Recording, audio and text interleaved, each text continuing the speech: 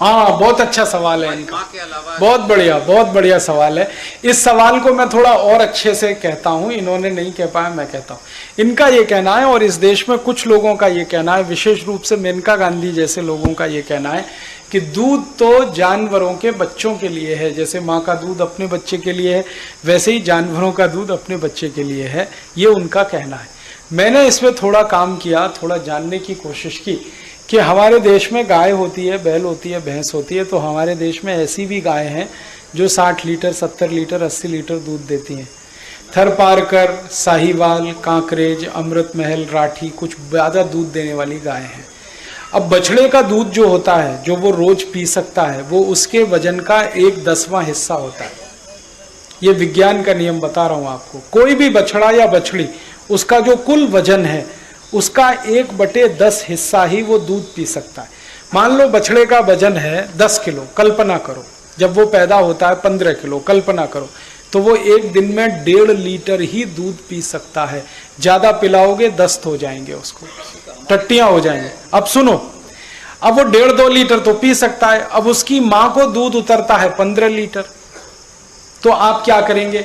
आप ये करेंगे, या तो बछड़े को ज्यादा पिलाएंगे तो वो बीमार होकर मर जाएगा, या बछड़े को दूध 1.5-2 लीटर ही पिलाएंगे, बाकी दूध मां को उसके थनों में ही छोड़ देंगे तो मां मर जाएगी। क्योंकि दूध जो है ना वो प्रोटीन है, और जब वो सूखेगा तो वही ट्यूमर में कन्वर्ट होगा और कैंसर होगा और वो गाय मर जाएगी।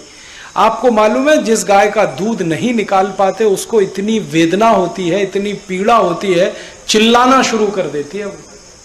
कई बार क्या होता है ना, मां जैसे वैसे ही गाय, कोई मां है ना, जन्म देते ही उसका बच्चा मर गया, तो अंदाजा लगा लो उस मां को कितनी तकलीफ होती है, उसका दूध नहीं निकलता।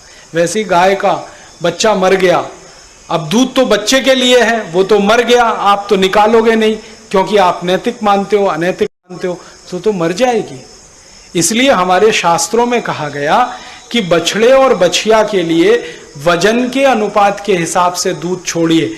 तो हमारे किसान अक्सर ये करते रहे कि 1 थन का दूध बछड़े और बछड़ी के लिए, 3 थन का दूध अपने लिए। तो ये बैलेंस की व्यवस्था है, पूरा दूध निकलता भी रहे, मां भी जिंदा रहे, बछड़े भी जिंदा रहे, बछिया भी जिंदा रहे। अब क्या हुआ, इस देश में कुछ लोगों ने कहना शुरू किया दूध बच्चे का अधिकार है, आप पी रहे हो तो आप अनैतिकता कर रहे हैं। तो अब फैल गया, दूध पीना बंद कर दो। क्या पियोगे? आपके पास कैल्शियम का दूसरा स्रोत क्या है?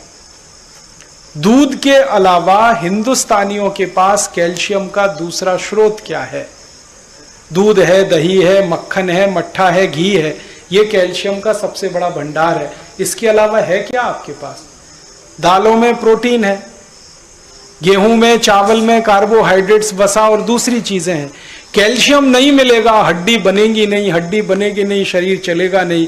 कैल्शियम का एक ही भंडार है, दूध और दूध की बनी हुई चीजें। इसलिए भारतीय भोजन व्यवस्था में दूध सबसे महत्वपूर्ण स्थान पर है, और बच्चों के लिए तो सबसे बड़ा भोजन यही है, क्योंकि बढ़ते हुए बच्चे को कैल्शियम सबसे ज्यादा चाहिए। अमेरिका और यूरोप में दूध की जरूरत नहीं है। क्यों? क्योंकि उनके कैल्शियम की पूर्ति के लिए उनके पास दूसरी कई चीजें हैं। वो बीफ ईटर हैं, मांस खाते हैं, गाय का मांस खाते हैं। गाय के दूध में कैल्शियम है, गाय के शरीर में कैल्शियम है, उसके मांस में बहुत कैल्शियम है, तो गाय का मांस खा के कैल्शियम की पूर्ति कर लेते हैं। सुअर का मांस खा के और ज्यादा कैल्शियम की पूर्ति हो जाती है। पोर्क ईटर हैं, बीफ ईटर हैं, मटन खाते हैं, ये सब खाते हैं, वो पूर्ति कर लेते हैं। हम शाकाहारी हैं, हमारे पास तो एक ही चीज है, दूध, और दूसरी कोई चीज नहीं है। इसलिए भारतीय व्यवस्था में तो दूध की सबसे बड़ी जरूरत है। आप नहीं पिएंगे, जानवर मर जाएंगे, दूध नहीं निकालेंगे तो उनका। इसलिए दूध तो निकाल। भैंस में भी सामान्य रूप से 10-12 लीटर दूध होता है। एक दिन में उसके बछड़े को 1.5-2 लीटर की ही जरूरत है, इससे ज्यादा जरूरत है नहीं। बाकी तो निकाल के आपके लिए ही है।